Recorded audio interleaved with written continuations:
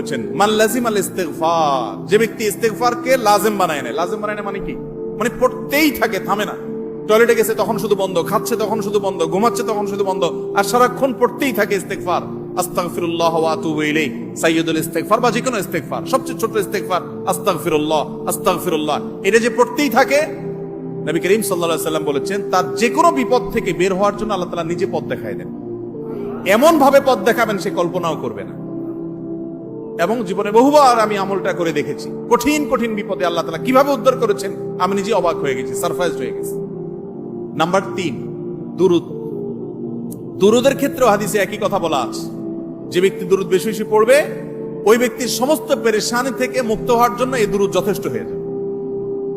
তাহলে 3টা আমলের কথা বললাম, দোয়া ইউনুস, লা ইলাহা ইল্লা আনতা সুবহানাকা ইন্নী কুনতু মিনাজ জালিমিন, আরেকটা হলো ইস্তিগফার বেশি বেশি, আরেকটা হলো